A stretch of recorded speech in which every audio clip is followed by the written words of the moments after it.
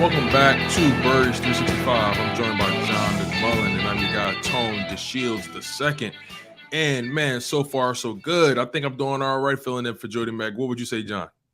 I'm going to give you a solid 9 just because I want to keep you striving, sort of like Jalen Hurts. Always keep the standard. Always keep the standard up. Reach for perfection, and you're never going to reach it, but keep getting better and better and better and better. Hey, aim for the moon and pray you land on the stars. So yeah, we had our guy Ricky Ricardo in the last segment, did great work for us. We're grateful to him. But I have a topic that I want to bring up with you, John. This Philadelphia Eagles team has been special all year. They've broken records. There are Pro Bowlers all over this team. There are Pro Bowl alternates all over this team. There are all 17 of them. exactly all pros on this team.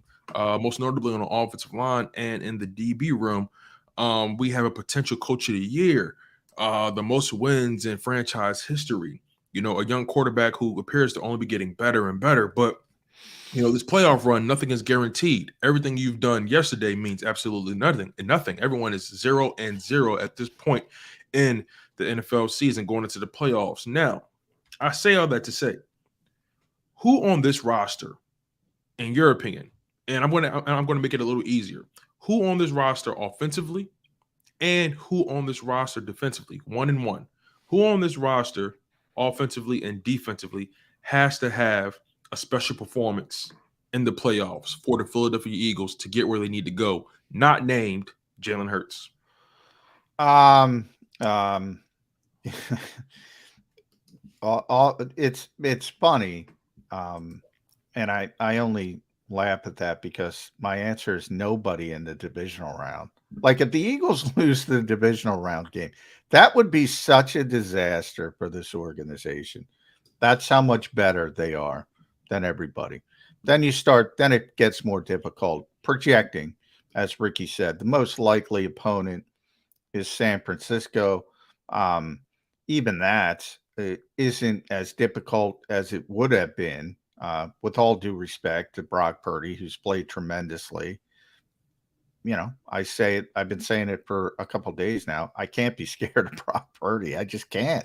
I'm sorry, especially when you're playing at the level the Eagles are. Then if you get to the Super Bowl, then significant issues. Whether it's Kansas City, Buffalo, Cincinnati, anybody who comes out of the AFC is going to be really, really, really good.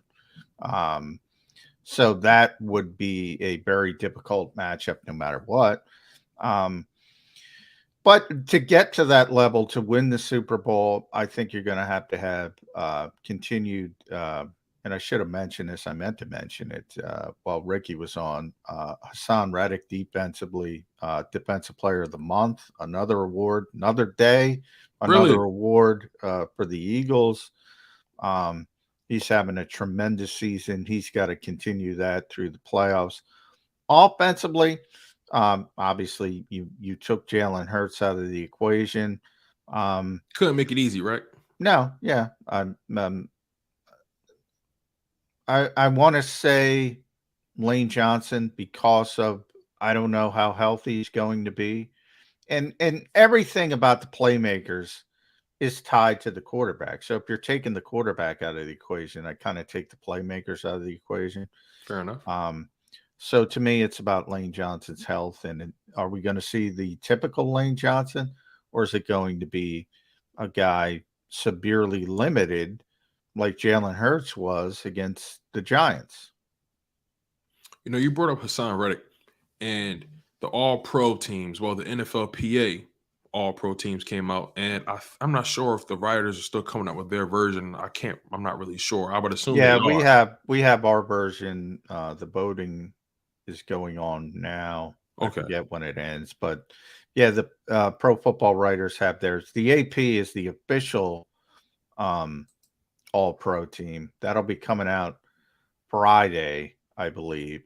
Um, our buddy Rob Motti handles all the voting for that. Oh wow. Um, so the AP All Pro team is like the official All Pro team. And just out of curiosity, what makes the AP the official one? It's been that way for years. It's just sort of inertia at this point. There's a lot of all-pro teams. Pro Football Focus had its all-pro team this week. As I said, the Pro Football Writers, we have our all-pro team. Now the NFLPA has its all-pro team. But the official one, when you'll see years down the line, right, and the Hall of Fame voters will say so-and-so has 6 all-pro teams, 6 all-pros. They're talking about the AP all-pro team. Okay. But yeah, Hassan Reddick, right? 16 sacks, 5 forced fumbles, double-digit tackles for loss. He's been a force. Like you said, Defensive Player of the Month. And it makes me think, is it possible Hassan Reddick potentially was snubbed off of the NFLPA's all-pro team? Because I was looking at some of the names. Some of them seemed like legacy picks. And a lot of them made sense. I'm not sure if you're familiar with the list, but again, Hassan Reddick's Yeah, I season has been saw it. spectacular. I mean, I always joke the NFL Network has their top 100 players that the players vote on, and people get so upset about it every year. And I've been in the locker room now for, I don't know, 6, 7 straight years when the Eagles are doing it, and they spend about 10 seconds on it. So I always say I wouldn't get too upset because the players aren't, sitting there watching film, deciding who's the best players. So, yeah, from their perspective, and that's why AP is another reason. It's not perfect by any stretch of the imagination, but it's the voters have a more on a better understanding on who's having a good season on a particular season. There's a lot of legacy stuff. I saw one fan complaining Aaron Donald, it might have been the NFLPA all-pro team, I don't know, got all-pro nod over Javon Hargrave, which is silly. Aaron Donald's one of the greatest defensive players of all time, and even if the Rams have a bad season, no offense to Javon Hargrave. Javon Hargrave would be the first guy to say Aaron Donald's better than me. Aaron Donald's better than everybody. I think people got upset about that is because Javon played every game. Yeah. Aaron Donald didn't, So, and that's where the legacy part is, but also when he's out there. Yeah, So, no comparison. no, Right? I mean, Jody and I get into it with stats all the time. And I'm not a big stats guy. I'm just not, especially in football. I mean, other sports, it's more meaningful in baseball, where you have these large sample sizes and things like that. So much of statistics is based upon your supporting cast. Like Hassan Reddick has been a great pass rusher now in Arizona, Carolina, Philadelphia. He had a career year. Why do he have a career year?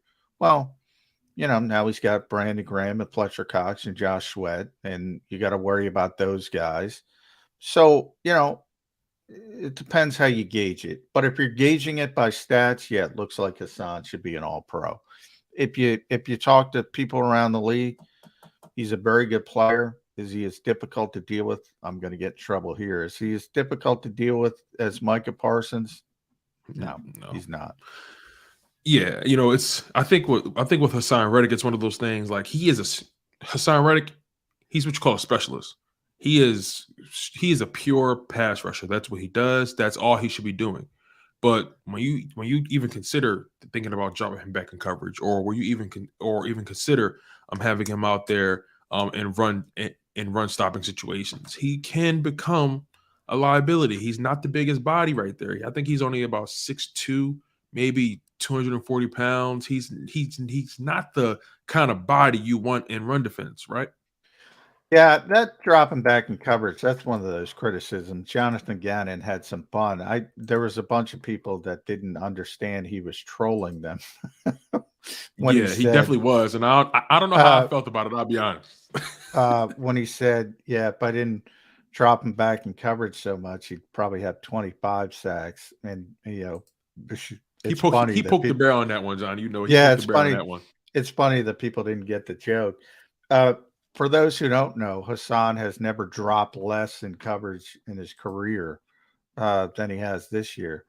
Um, Interesting. uh, but I always like Jim Swartz. I like my baseball analogies.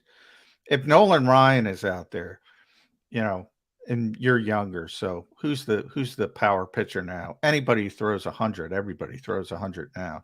They don't throw fastball every time. They don't throw fastball, fastball, fastball, fastball, fastball, fastball, fast. Got to throw a curveball. Everybody's got to drop into coverage. Every single edge rusher in this league drops into coverage. Every single one. Every single one of them. Even defensive ends. The Eagles play a different scheme, obviously. Hassan's technically a linebacker. You think there's a linebacker in this league that doesn't drop into coverage at times? There might not be a linebacker in the league that drops into coverage less than Hassan Reddick, but they all drop into coverage. You got to throw a curveball occasionally. It's silly to say somebody shouldn't drop into coverage.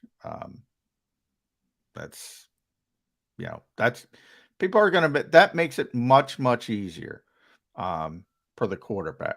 If you know, all right, Seven's out on the field, he's coming. As opposed to maybe making a mistake and he drops into his own, and you expect him to be coming. I mean, that's as simple as I can explain it. People who think linebackers don't drop into coverage are, I've been using this word a lot this week when it comes to the defensive coordinator. I'm sorry. That's insanity. You know, I asked you earlier about which players need to have a dominant postseason for the Philadelphia Eagles to be successful. And on the offense, you mentioned Lane Johnson, right? Very, very good pick, by the way. That makes a lot of sense. I would argue Miles Sanders, and I understand Miles Sanders. His success has definitely, well, kind of largely been related to Jalen Hurts' ability to manipulate the run game. But Miles Sanders, by my estimation, in my opinion, he has to be dominant in the playoffs. He has to dominate his matchups. And ultimately, with Jalen Hurts coming off of this injury, we just don't know how effective he will be in the run game. Now, I know the Eagles are going to take the training wheels off in the playoffs. You got to play every game like it's your last, because it very well might be. But Miles Sanders, he has to run like his hair is on fire. He can't dance in the backfield like he's done in years past. He has to be a decisive runner. He has to be a one-cut north-south guy. He sees the hole, cut, go get it. He can't waste time back there. He's done a very good job of that throughout the season. And most importantly, he has to protect the ball. So I'm curious to know, what's your, what's your breakdown, or what's your thoughts on Miles Sanders' role in this postseason, and how dominant, if dominant at all. Some people just say he just needs to be consistent, but I think he needs to be dominantly consistent, or consistently dominant. What's your thoughts on Miles Sanders in this postseason? No, I think the more important part of the Eagles' running game is Jalen Hurts, and not throwing the football, not running the football necessarily, but the threat, the so-called plus one. The Eagles' running game runs on Jalen Hurts, not Miles Sanders. Um, you know, Number one, he's hurt. He's dealing with that knee injury, so we have to see. Now, he did ultimately, it's tough to tell on game day. He did ultimately ditch the knee brace for the Giants game. So that's a positive sign. We'll see as he continues to practice. They're going to be back on the practice field today. So we'll see how that knee is progressing. So he's not completely healthy. But from your perspective, I don't know. One cut right. That's not what Miles Sanders is. He's not Latavius Murray. I mean, he's not. He's tremendously athletic. He's the strength of his game. He's not a power runner. Right. He's not Derrick Henry. The strength of his game is what it is. I agree with you. You know, you don't want him dancing around too much. One of the problems with Miles earlier in his career, he's trying to hit a home run every play, so to Yeah. speak. And Is it fair to say that he has been a more physical runner this oh year, yeah, though? well, he's been a more decisive runner. I think that's. I don't think he's a physical running back. So compared to some, again, Derrick Henry would be the Right. standard. Yeah, But he's definitely not that. if you look at you know Nick Chubb or some of the other guys who are high profile, get over 1,000 yards. Um, Dalvin Cook, those guys are physical and they finish runs. He's not that type of guy, um, but he's a very good back. He just goes about it a different way, and he does need to be more decisive. So the Eagles have kind of preached to him. If the blocking's there for 3 yards, give me 3 yards. If there's a chance to hit the home run, yeah, go hit the home run. But don't try to to to extend things. Just be more decisive. But physical, that's not the first word I think of when I think about Miles as a running back.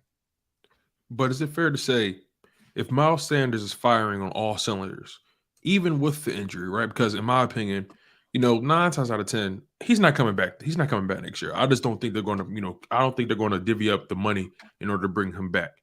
And the way I see it, for as long as you have him, not to sound brash or brazen, but you have to run him into the ground. I'm sorry. This is the playoffs. You're trying to get a Super Bowl. You have to run him until the wheels fall off. And Yeah, the if Eagles you're aren't. I mean, the Eagles aren't that team. The Eagles aren't, and that's sort of that old school Philadelphia thinking. I mean, yeah, I can't they're help it. Sorry, born and raised, they no Philly made, man. Can't help it. yeah. I mean, they have AJ Brown, they have Devonta Smith, they have Dallas Goedert. They're going to play 11 personnel, um, and they're going to spread the field, and they're going to play empty sets, and they're going to take advantage. Like I said, they run the football very well, but their running game is based off the zone read and the presence of Jalen Hurts. And Miles, by the way, would be the first one to tell you how much easier Jalen makes it for him to run the football and the offensive line as well, which is tremendous. Um, they're not going to sit back and pound the football. I mean, that's not what they do. That's not who they are. Um, but if and the that's why it's opponent, so important. That's why it's so important that Jalen is healthy and right? healthy enough to put, because the Eagles scrapped it against the Giants. It's no coincidence that was his worst game, Jalen Hurts. They scrapped his own read. They took it out of the offense essentially to protect the quarterback from a health standpoint. Um, and when the Giants figured it out and Wink figured it out, they said, "All right, he's not going to run it." That will muddy things up quickly for the Eagles' offense. So that to me is the far bigger concern. If they're going to hand the ball off or just take the option away from Jalen Hurts to run the football, the Eagles are not going to run it that well.